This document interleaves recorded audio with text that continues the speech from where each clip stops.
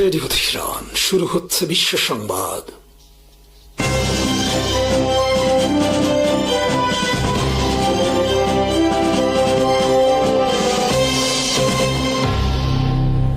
শুরুতেই সংবাদ শিরোনাম।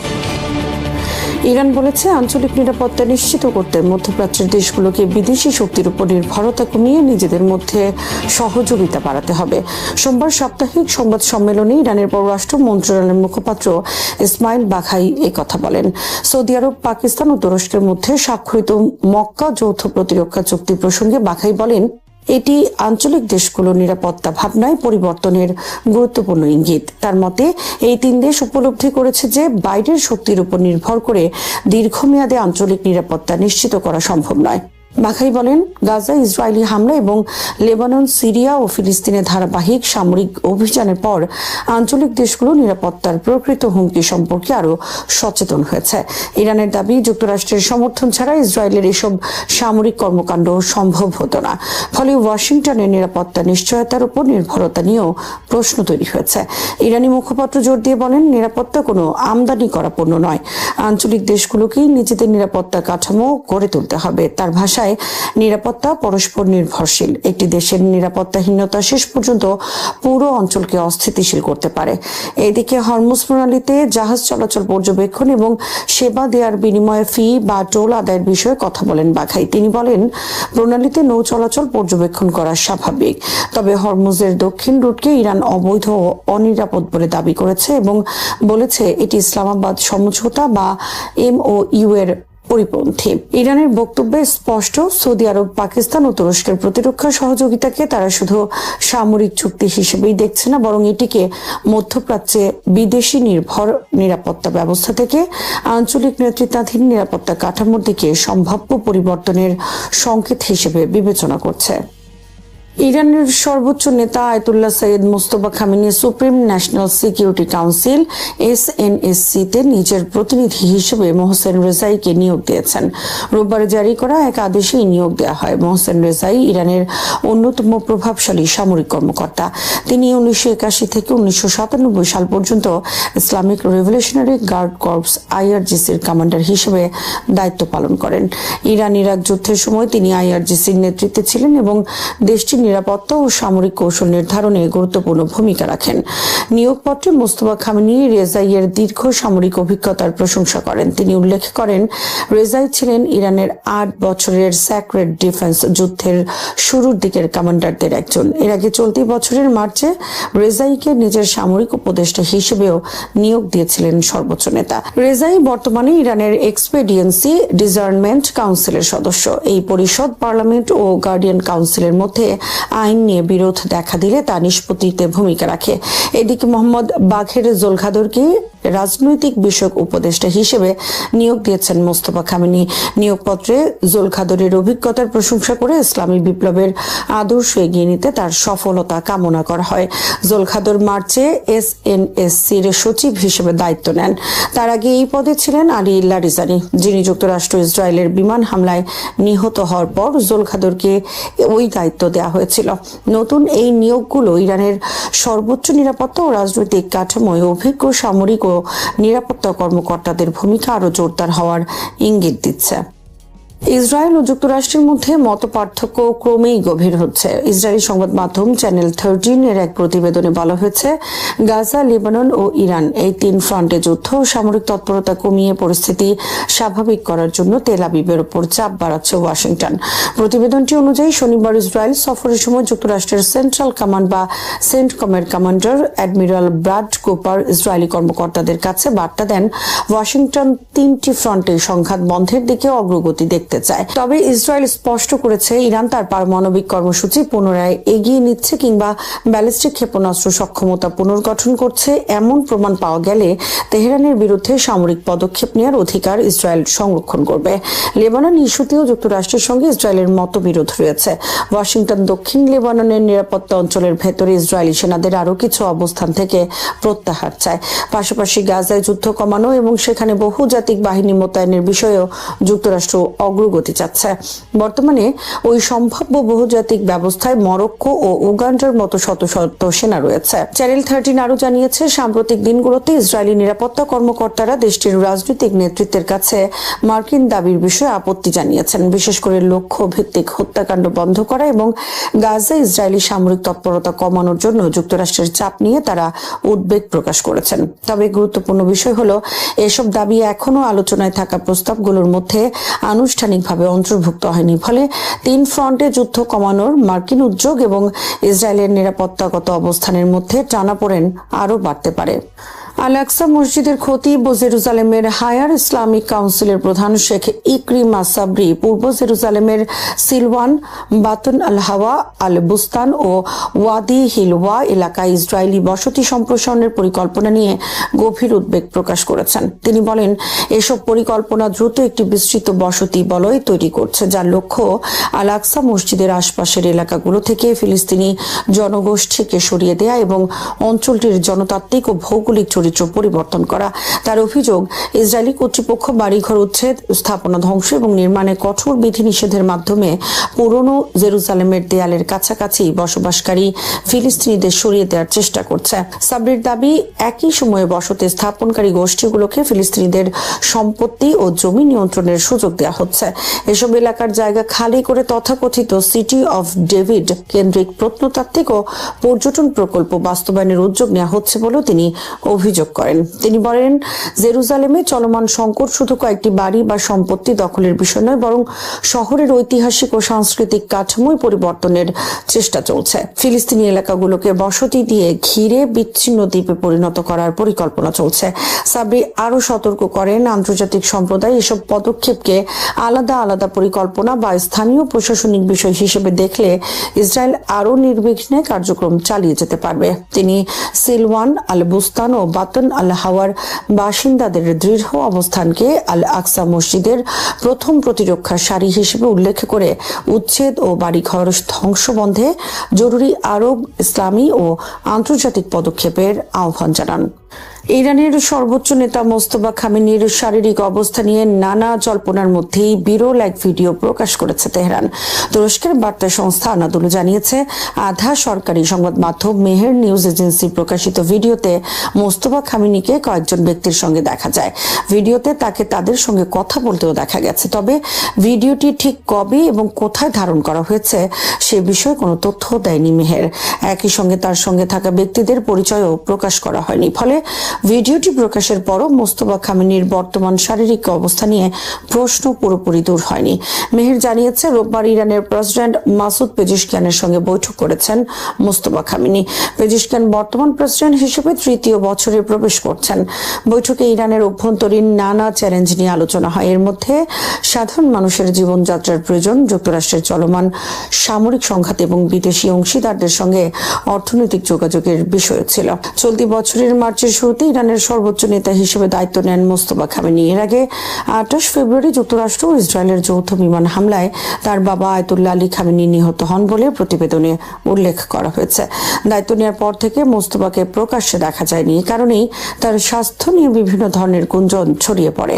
ইরান ও যুক্তরাষ্ট্রের মধ্যে বছর এপ্রিলে একটি যুদ্ধবিরতি হয়েছিল। পরে জুনে দুই দেশ সামরিক সংঘাতের অবসান এবং দীর্ঘমেয়াদী শান্তি প্রতিষ্ঠার লক্ষ্যে একটি সমঝোতা স্মারকও স্বাক্ষর করে। তবে গত মাসে সেই সমঝোতা ভেঙে পড়ে। এরপর প্রায় 2 সপ্তাহ ধরে ইরান ও যুক্তরাষ্ট্র পরস্পরের বিরুদ্ধে হামলা চালায়। পরিস্থিতি আরো উত্তপ্ত হওয়ার মধ্যেই মার্কিন প্রেসিডেন্ট ডোনাল্ড ট্রাম্প আকস্মিকভাবে বোমা বর্ষণ বন্ধের নির্দেশ দেন। একই সময় সংঘাতের অবসানে নতুন করে আলোচনার সম্ভাবনার খবরও সামনে আসে। মধ্যপ্রাচ্যে টানা 5 মাস ধরে চলা যুক্তরাষ্ট্র ইরান যুদ্ধের অবসান ঘটাতে ইরান ও ওমানের মধ্যে একটি গুরুত্বপূর্ণ সমঝোতার আলোচনা চলছে। বার্তা সংস্থা রয়টার্সের এক প্রতিবেদনে বলা হয়েছে, এই প্রস্তাবিত চুক্তি কার্যকর হলে হরমুজ প্রণালী দিয়ে উপসাগরে প্রবেশকারী জাহাজের উপর উল্লেখযোগ্য নিয়ন্ত্রণ পাবে ইরান। এটি বাস্তবায়িত হলে মধ্যপ্রাচ্যের ভূ রাজনীতিতে বড় ধরনের পরিবর্তন ঘটতে পারে এবং যুদ্ধের পর আঞ্চলিক শক্তির ভারসাম্য তেহরানের পক্ষে ঝুঁকে পড়বে।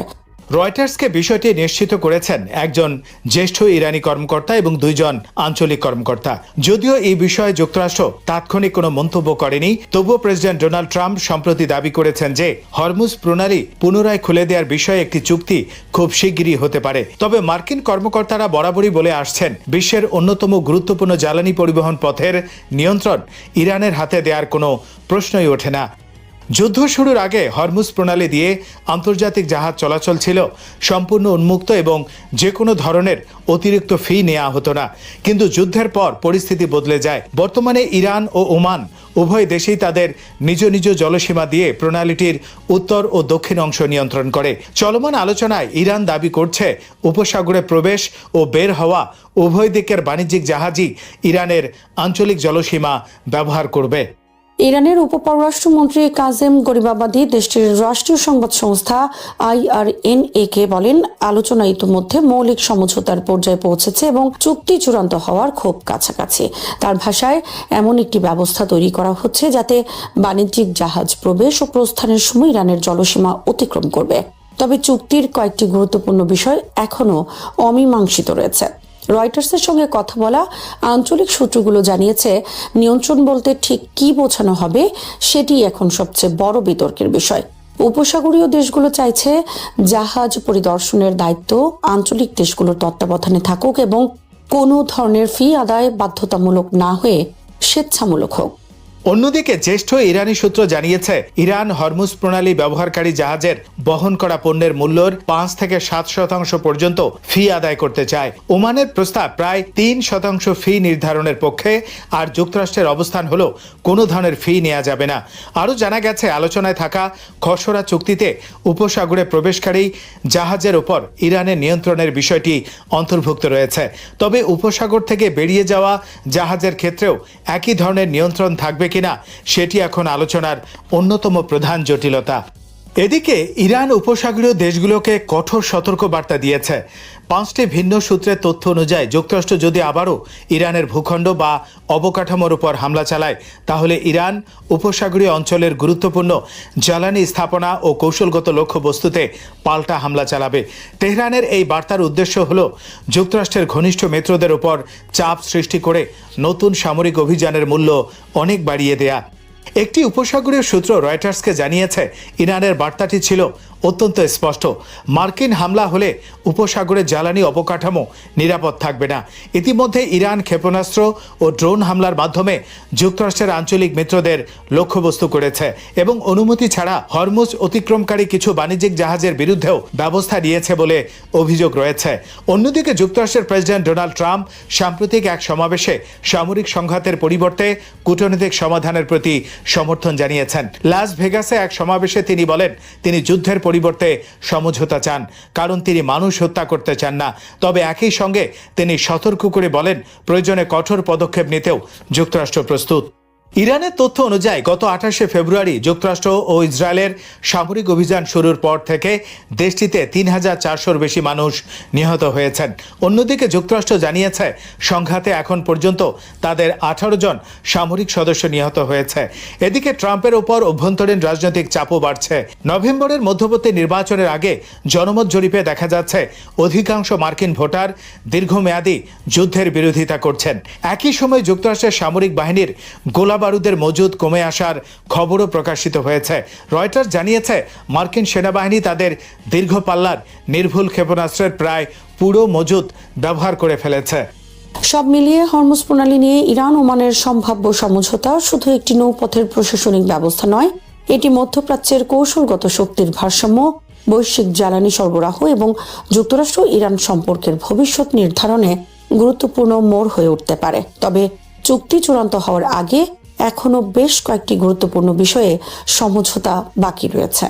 ইরানের সর্বোচ্চ জাতীয় নিরাপত্তা পরিষদের শীর্ষ কর্মকর্তা মোহাম্মদ বাকের জোলঘাদার ঘোষণা করেছেন, যুক্তরাষ্ট্র ও তার তথাকথিত শান্তিপূর্ণ নীতি পরিবর্তন না করা এবং ইরানের নির্ধারিত কয়েকটি শর্ত পূরণ না করা পর্যন্ত হরমুজ প্রণালী বন্ধই থাকবে। শনিবার দেয়া এক বিবৃতিতে তিনি বলেন, বিশ্বের অন্যতম গুরুত্বপূর্ণ জ্বালানি পরিবহন পথ পুনরায় খুলে দেওয়ার আগে ওয়াশিংটনকে অবশ্যই তার আচরণ সংশোধন করতে হবে। তার ভাষায় এটি কেবল সরকারের অবস্থান নয়, বরং সাম্প্রতিক দিনগুলোতে দেশ জুড়ে অনুষ্ঠিত গণসমাবেশে প্রতিফলিত ইরানি জনগণের দাবি। জুলগাদার যুক্তরাষ্ট্রের সামনে 6টি প্রধান শর্ত তুলে ধরেন। এর মধ্যে রয়েছে ইরানের সর্বোচ্চ নেতার বিরুদ্ধে হুমকি বন্ধ করা, ইরান ও তার আঞ্চলিক মিত্রদের বিরুদ্ধে সামরিক অভিযান স্থায়ীভাবে বন্ধ করা, ইরানকে ঘিরে অবরোধে অংশ নেয়া, মার্কিন ও নৌ বিমান বাহিনী প্রত্যাহার, সাম্প্রতিক সংঘাতে ইরানের ক্ষয়ক্ষতির জন্য ক্ষতিপূরণ প্রদান, যুক্তরাষ্ট্রের আরোপিত অর্থনৈতিক নিষেধাজ্ঞা প্রত্যাহার এবং বিদেশে আটকে থাকা ইরানের জব্দকৃত সম্পদ মুক্তি দেয়া। তিনি জোর দিয়ে বলেন, যুদ্ধ হোক বা আলোচনা, সর্বোচ্চ জাতীয় নিরাপত্তা পরিষদ এসব দাবি থেকে এক চুলও সরবে না। এদিকে ইরানের সেনাবাহিনীর মুখপাত্র ব্রিগেডিয়ার জেনারেল মোহাম্মদ আকরামানিয়া আরো কঠোর অবস্থান তুলে ধরে বলেন, হরমুজ প্রণালী নিয়ে ইরানি নির্দেশনা অপরিবর্তনীয়। তার দাবি, যুক্তরাষ্ট্রের সামনে এখন দুটি পথ খোলা, বর্তমান বাস্তবতা মেনে নেয়া অথবা আগের চেয়ে অনেক বেশি মূল্য পরিশোধ করা। এই বক্তব্য থেকে স্পষ্ট যে তেহরান প্রণালীটির নিয়ন্ত্রণ ও নিরাপত্তা প্রশ্নে আপোষ করতে প্রস্তুত নয়। এই ঘোষণার সময় হরমুজ প্রণালীর ভবিষ্যৎ নিয়ে ইরান ও যুক্তরাষ্ট্রের আলোচনা কার্যত অচল অবস্থায় রয়েছে। গত 18 জুন পাকিস্তান ও কাতারের মধ্যস্থতায় দুই দেশ একটি সমঝোতা স্মারকে স্বাক্ষর করেছিল, যার মাধ্যমে সক্রিয় সামরিক সংঘাত বন্ধ করে বৃহত্তর রাজনৈতিক সমাধানের আলোচনা শুরু হয়।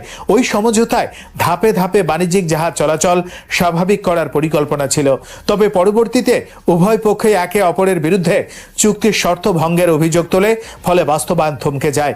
হরমুজ প্রণালী দিয়ে বিশ্বের উল্লেখযোগ্য অংশের অপরিশোধিত তেল ও প্রাকৃতিক গ্যাস পরিবাহিত হয়। ফলে এটি দীর্ঘ সময় বন্ধ থাকলে আন্তর্জাতিক জ্বালানি বাজার, তেল পরিবহন এবং বৈশ্বিক অর্থনীতিতে বড় ধরনের প্রভাব পড়তে পারে। বর্তমান পরিস্থিতিতে ইরানের কঠোর শর্ত এবং যুক্তরাষ্ট্রের অবস্থানের মধ্যে সমঝোতা না হলে প্রণালীটি পুনরায় খুলে দেওয়ার সম্ভাবনা অনিশ্চিতই থেকে যাচ্ছে। ইরানের প্রেসিডেন্ট মাসুদ পেজেশকিয়ান বলেছেন, যুক্তরাষ্ট্রের সঙ্গে একটি সমঝোতায় পৌঁছানোর জন্য এখনই সবচেয়ে উপযুক্ত সময়। শনিবার নিজের দায়িত্ব গ্রহণের পর দ্বিতীয় সংবাদ সম্মেলনে তিনি বলেন, যুদ্ধ ও সংঘাতের মধ্য দিয়ে ইরান ঐক্যবদ্ধ, শক্তিশালী এবং আত্মবিশ্বাসী অবস্থানে রয়েছে। তাই বর্তমান পরিস্থিতিকে কূটনীতির মাধ্যমে দীর্ঘদিনের অমীমাংসিত বিষয়গুলো সমাধানের সুযোগ হিসেবে দেখছে তেহরান। পেজেশকিয়ানের মতে, যুদ্ধ নিয়ে সব সমস্যার সমাধান সম্ভব নয়। ইরান শান্তির পথে এগোতে চায় এবং জুনে যুক্তরাষ্ট্রের সঙ্গে স্বাক্ষরিত সমঝোতা স্মারক বা MOU-কে আলোচনার ভিত্তি হিসেবে রাখতে প্রস্তুত।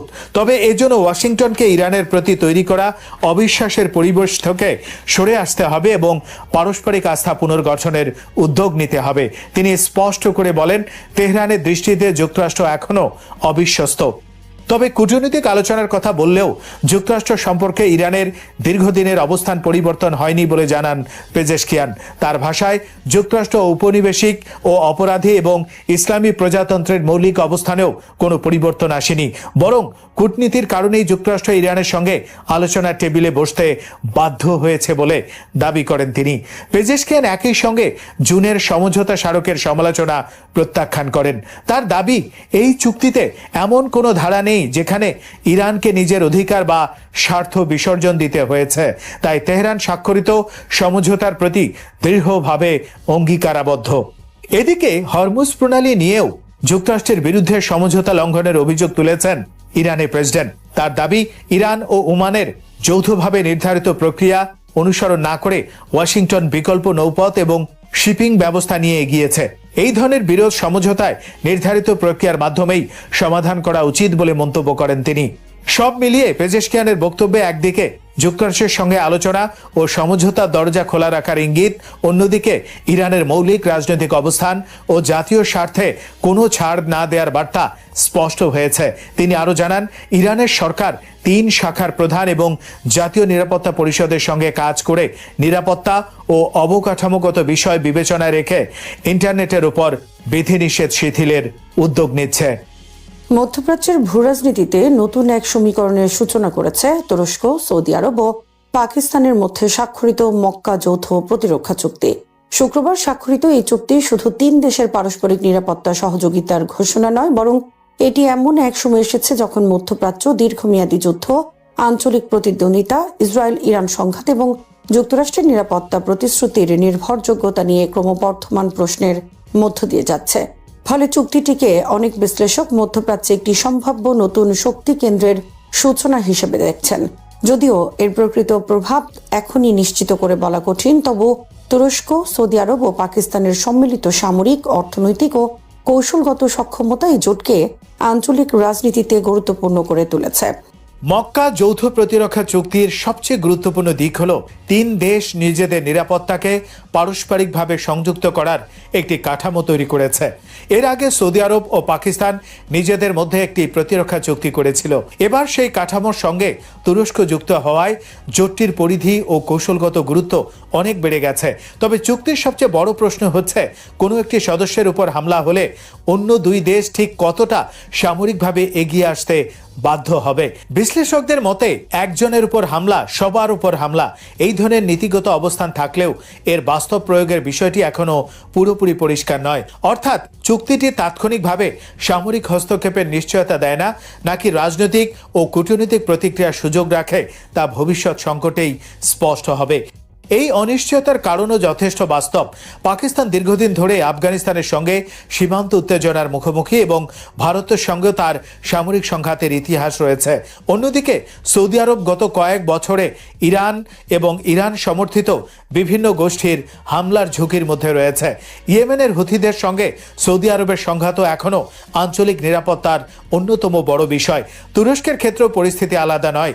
দেশটি দীর্ঘদিন ধরে কুর্দি সশস্ত্র গোষ্ঠীগুলোর বিরুদ্ধে অভিযান চালিয়ে আসছে এবং ইসরায়েলের সঙ্গে তার সম্পর্ক সাম্প্রতিক সময়ে ব্যাপকভাবে উত্তেজনাপূর্ণ হয়েছে। ফলে প্রশ্ন উঠেছে, সৌদি আরবের উপর ইয়েমেন থেকে হামলা কি পাকিস্তান ও তুরস্ক যুদ্ধে জড়িয়ে পড়বে? পাকিস্তানের সঙ্গে ভারতের সংঘাত হলে সৌদি আরব ও তুরস্ক কি একইভাবে পাশে দাঁড়াবে? এসব প্রশ্নের উত্তর এখনো অজানা। তবে এই চুক্তিকে বোঝার জন্য শুধু সামরিক দৃষ্টিকোণ যথেষ্ট নয়, এর পেছনে রয়েছে মধ্যপ্রাচ্যের দ্রুত পরিবর্তিত ভূরাজনৈতিক বাস্তবতা। 2023 সালের 7 অক্টোবর হামাসের ইসরায়েলি হামলা এবং পরবর্তী গাজা যুদ্ধ মধ্যপ্রাচ্যের পুরনো নিরাপত্তা কাঠামোকে গভীরভাবে নাড়িয়ে দিয়েছে। গাজা ইসরায়েলের সামরিক অভিযান, ইরান ইসরায়েল সরাসরি সংঘাত এবং ইরান সমর্থিত বিভিন্ন গোষ্ঠীর সঙ্গে আঞ্চলিক শক্তিগুলোর সংঘর্ষ মধ্যপ্রাচ্যকে এমন এক পর্যায়ে নিয়ে গেছে যেখানে অনেক দেশই পুরনো নিরাপত্তা নির্ভরতার বিকল্প খুঁজছে। এই বাস্তবতায় সৌদি আরব, তুরস্ক ও পাকিস্তানের ঘনিষ্ঠতা নতুন গুরুত্ব পেয়েছে। তুরস্ক ও সৌদি আরবের সম্পর্ক একসময় গভীর সংকটে ছিল। 2018 সালে সৌদি সাংবাদিক জামাল খাশোগি হত্যাকাণ্ডের পর আঙ্কারা ও রিয়াদের সম্পর্ক তীব্রভাবে খারাপ হয়ে যায়। কিন্তু কয়েক বছরের মধ্যেই দুই দেশ বাস্তববাদী কূটনীতির দিকে ফিরে আসে। সৌদি আরব আঞ্চলিক উত্তেজনা কমানোর নীতি গ্রহণ করে এবং তুরস্ক অর্থনৈতিক সংকট কাটিয়ে উঠতে নতুন বিনিয়োগ ও অংশীদারিত্বের সন্ধান করে। ফলে পুরনো রাজনৈতিক বিরোধ ধীরে ধীরে অর্থনৈতিক ও কৌশলগত বাস্তবতার কাছে জায়গা ছেড়ে দেয়। এখন প্রতিরক্ষা সহযোগিতার নতুন পর্যায়ে সেই পরিবর্তনকেই আরও গভীর করেছে। চুক্তিটির সবচেয়ে বড় শক্তি হলো তিন দেশের সম্পদের পারস্পরিক পরিপূরকতা। পাকিস্তান বিশ্বের একমাত্র পারমাণবিক অস্ত্রধারী মুসলিম সংখ্যাগরিষ্ঠ দেশ এবং তার সামরিক বাহিনী রয়েছে দীর্ঘ যুদ্ধের অভিজ্ঞতা। তুরস্ক ন্যাটোর গুরুত্বপূর্ণ সদস্য এবং ড্রোন প্রযুক্তি, প্রতিরক্ষা শিল্প ও সামরিক উৎপাদনে উল্লেখযোগ্য সক্ষমতা অর্জন করেছে। সৌদি আরবে রয়েছে বিপুল অর্থনৈতিক সম্পদ, যা বৃহৎ প্রতিরক্ষা ব্যয়, অস্ত্র ক্রয়, প্রযুক্তি উন্নয়ন এবং দীর্ঘমেয়াদী সামরিক সহযোগিতাকে অর্থায়ন করতে পারে। অর্থাৎ পাকিস্তান দিতে পারে সামরিক অভিজ্ঞতা ও কৌশলগত সক্ষমতা, তুরস্ক দিতে পারে প্রযুক্তি ও প্রতিরক্ষা শিল্পের শক্তি, আর সৌদি আরব দিতে পারে অর্থনৈতিক ভিত্তি। এই সমন্বয় চুক্তিটিকে সম্ভাবনাময় করে তুলেছে। আরেকটি গুরুত্বপূর্ণ বিষয় হলো যুক্তরাষ্ট্রের ভূমিকা। সৌদি আরব ও তুরস্ক উভয়ই দীর্ঘদিন ধরে যুক্তরাষ্ট্রের সঙ্গে নিরাপত্তা সহযোগিতায় যুক্ত। কিন্তু ডোনাল্ড ট্রাম্পের নেতৃত্বে মার্কিন পররাষ্ট্রনীতির পরিবর্তন এবং মিত্রদের নিজেদের নিরাপত্তার জন্য আরও বেশি দায়িত্ব নেওয়ার আহ্বান আঞ্চলিক দেশগুলোর মধ্যে অনিশ্চয়তা বাড়িয়েছে। বিশেষ করে ইসরায়েলকে যুক্তরাষ্ট্রের মধ্যপ্রাচ্য নীতিতে অগ্রাধিকার দেয়া হচ্ছে এমন ধারণা সৌদি আরব সহ অন্যান্য দেশের মধ্যে বিকল্প নিরাপত্তা কাঠামোর প্রয়োজনীয়তা বাড়িয়ে দিয়েছে। ফলে মক্কা চুক্তিকে যুক্তরাষ্ট্র বিরোধী জোট হিসেবে না দেখলেও বলা যায় এটি মার্কিন নিরাপত্তা ছাতার উপর সম্পূর্ণ নির্ভর না করে নিজেদের মধ্যে প্রতিরোধ ক্ষমতা তৈরির প্রচেষ্টা। তবে এই জোট সরাসরি ইসরায়েল বা ইরান বিরোধী এমন ঘোষণা তিন দেশই এড়িয়ে যাচ্ছে, কিন্তু বাস্তবতা হলো উভয় দেশই তাদের নিরাপত্তা হিসেবের গুরুত্বপূর্ণ অংশ। ইসরায়েল গত কয়েক বছরে মধ্যপ্রাচ্যে ব্যাপক সামরিক শক্তি প্রয়োগ করেছে। একই সময়ে ইরান ও সৌদি আরব সহ আঞ্চলিক বিভিন্ন দেশের বিরুদ্ধে প্রত্যক্ষ পরোক্ষ চাপ সৃষ্টি করেছে। ফলে সৌদি আরব, তুরস্ক, পাকিস্তানের কাছে নিজেদের নিরাপত্তা নিশ্চিত করার জন্য একটি শক্তিশালী প্রতিরোধ কাঠামো প্রয়োজন হয়ে উঠেছে। ইসরায়েলি নেতৃত্বের কথিত সুন্নি অক্ষ সম্পর্কিত বক্তব্য উল্টোভাবে তুরস্ক, সৌদি আরব ও পাকিস্তানের মতো সুন্নি সংখ্যাগরিষ্ঠ দেশগুলোর মধ্যে সমন্বয় বাড়িয়ে দিতে পারে। এখন সবচেয়ে বড় প্রশ্ন, এই জোটে কি আরো দেশ যুক্ত হবে? মিশর, কাতার, সিরিয়া ও সংযুক্ত আরব আমিরাত সম্ভাব্য অংশীদার হিসেবে আলোচনায় আসতে পারে। তাদের প্রত্যেকের নিজস্ব রাজনৈতিক ও কৌশলগত স্বার্থ রয়েছে। সিরিয়া দীর্ঘ যুদ্ধের পর পুনর্গঠনে মনোযোগী এবং ইসরায়েলের সীমান্তবর্তী অবস্থানের কারণে কোনো সামরিক জোটে যুক্ত হওয়ার ক্ষেত্রে সতর্ক থাকতে পারে। মিশরের প্রধান অগ্রাধিকার অর্থনীতি ও অভ্যন্তরীণ স্থিতিশীলতা। সংযুক্ত আরব আমিরাতের সঙ্গে সৌদি আরব, তুরস্ক ও পাকিস্তানের কিছু বিষয় মতপার্থক্য রয়েছে, বিশেষ করে ইয়েমেন এবং ইসরায়েলের সঙ্গে সম্পর্কের ক্ষেত্রে। ফলে জোটটি দ্রুত একটি বৃহৎ আঞ্চলিক সামরিক ব্লকে পরিণত হবে এমন ধারণা এখনই নিশ্চিত নয়। সবশেষে বলা যায়, মক্কা যৌথ প্রতিরক্ষা চুক্তি রাতারাতি মধ্যপ্রাচ্যের পুরনো শক্তির ভারসাম্য বদলে দেবে না, কিন্তু এটি একটি পরিবর্তনের ইঙ্গিত অবশ্যই দিচ্ছে। যুক্তরাষ্ট্রের উপর নিরাপত্তা নির্ভরতা নিয়ে প্রশ্ন, ইসরায়েল ইরান সংঘাতের বিস্তার, আঞ্চলিক শক্তিগুলোর পারস্পরিক নিরাপত্তা উদ্বেগ এবং তুরস্ক, সৌদি, পাকিস্তানের ক্রমবর্ধমান কৌশলগত ঘনিষ্ঠতা সবকিছু মিলিয়ে মধ্যপ্রাচ্যে একটি সম্ভাব্য তৃতীয় শক্তি কেন্দ্রের ভিত্তি তৈরি হচ্ছে। এই জোট যদি ভবিষ্যতে আরও দেশকে যুক্ত করতে পারে এবং বাস্তব সামরিক সহযোগিতা প্রতিষ্ঠা করতে সক্ষম হয়, তাহলে এটি ইসরায়েল কেন্দ্রিক ও ইরান কেন্দ্রিক দুই মেরুর বাইরে একটি নতুন আঞ্চলিক ভারসাম্য তৈরি করতে পারে। কিন্তু সেই সম্ভাবনা বাস্তবে রূপ নেবে কিনা তা নির্ধারণ করবে ভবিষ্যতের কোনো বড় সংকট। কারণ মধ্যপ্রাচ্যের ইতিহাস বলছে, এই অঞ্চলের জোট দ্রুত বদলায়, বন্ধুত্ব বদলায়, শত্রুতাও বদলায়। মক্কা চুক্তির প্রকৃত পরীক্ষা হবে তখনই যখন তিন দেশের কোনো একটির নিরাপত্তা সত্যিকার অর্থে হুমকির মুখে পড়বে এবং অন্য দুই দেশকে সিদ্ধান্ত নিতে হবে তারা কি শুধু বিবৃতি দেবে নাকি সত্যি একে অপরের পাশে দাঁড়িয়ে সংঘাতের ঝুঁকি নেবে। শ্রোতা বন্ধুরা, বিশ্ব সংবাদে এই ছিল আমাদের সর্বশেষ আয়োজন। সঙ্গে থাকার জন্য আপনাদের সবাইকে অসংখ্য ধন্যবাদ।